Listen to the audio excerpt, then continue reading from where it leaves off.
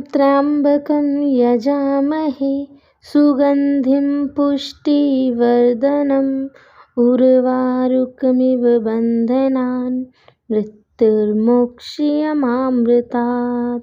नमस्कार, भक्ति भजन चैनल में आपका स्वागत है। आज हम सुनेंगे जीवनदायिनी सोमवार व्रत कथा। एक समय की बात है, किसी नगर में एक साहूकार रहता था। उसके घर में धन की कोई कमी नहीं थी, लेकिन उसकी कोई संतान नहीं थी। इसी कारण वह बहुत दुखी था। पुत्र प्राप्ति के लिए वह प्रत्येक सोमवार व्रत रखता था और पूरी श्रद्धा के साथ शिव मंदिर में जाकर भगवान शिव और पार्वती जी की पूजा करता था। उसकी भक्ति देखकर एक दिन माँ पार्वती प्रसन्न हो गई और भगवान शिव से उस साहूकार की मनोकामना पूर्ण करने का आग्रह किया। पार्वती जी की इच्छा सुनकर भगवान शिव ने कहा कि हे पार्वती, इस संसार में हर प्राणी को उसके कर्म का फल मिलता है और जिसके भाग्य में जो हो उसे भोगना ही पड़ता है। लेकिन पार्वती जी ने साहूकार की भक्ति का मान रखने के लिए उसकी मनोकामना पूर्ण करने की इच्छा जताई। माता पार्वती के आग्रह पर शिव जी ने साहूकार को पुत्र प्राप्ति का वरदान तो दिया, लेकिन साथ ही यह भी कहा कि उसके बालक की आयु केवल 12 वर्ष की होगी। माता पार्वती और भगवान शिव की बातचीत को साहूकार सुन रहा था।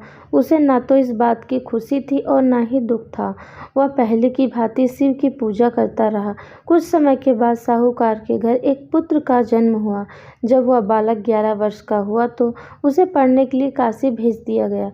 साहूकार ने पुत्र के मामा को बुलाकर उसे बहुत सारा धन दिया और कहा कि इस बालक को काशी विद्या प्राप्ति के लिए ले जाओ और मार्ग में यज्ञ कराना। जहाँ भी यज्ञ कराओ वहाँ ब्राह्मणों को भोजन कराते और दक्षिणा देते हुए जाना। दोनों मामा भांजे इसी तरह यज्ञ कराते और ब्राह्मणों को दान दक्षिणा देते काशी की ओर चल पड़े। रात में एक नगर पड़ा जहाँ नगर के राजा की कन्या का विवाह था, लेकिन जिस राजकुमारी से उसका विवाह होने वाला था वह एक आंख से काना था। राजकुमार के पिता ने अपने पुत्र के कान न होने की बात को छुपाने के लिए एक चाल सोची। साहूकार के पुत्र को देखकर उसके मन में एक विचार आया। उसने सोचा, क्यों न इस लड़के को दूल्हा बनाकर राजकुमारी से विवाह करा दूं।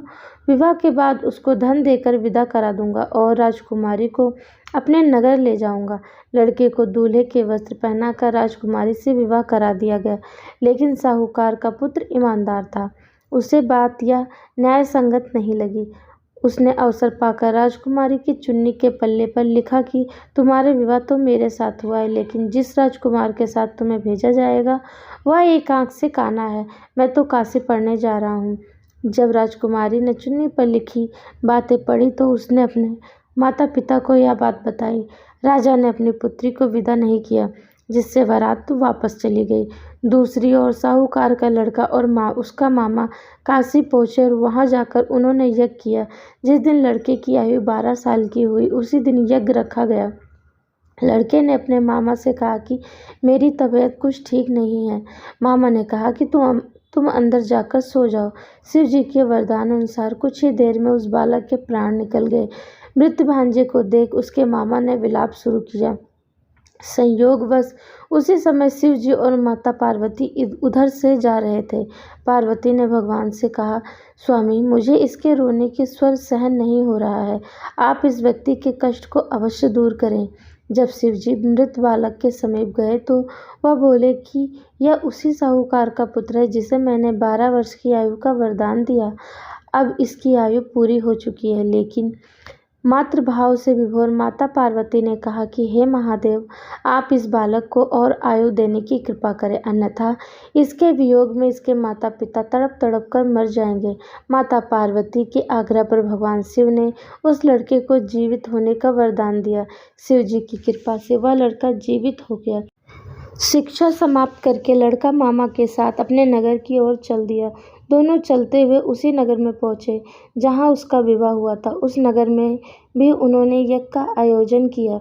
उस लड़के के ससुर ने उसे पहचान लिया और महल में ले जाकर उसकी खातिरदारी की और अपनी पुत्री को विदा किया। इधर साहूकार और उसकी पत्नी भूखे प्यासे रहकर बेटे की प्रतीक्षा कर रहे थे। उन्होंने प्रण कर रखा था कि यदि उन्हें अपने बेटे की मृत्यु का समाचार मिला तो वह भी प्राण त्याग देंगे, परंतु अपने बेटे के जीवित होने का समाचार पाकर वह बेहद प्रसन्न हुए।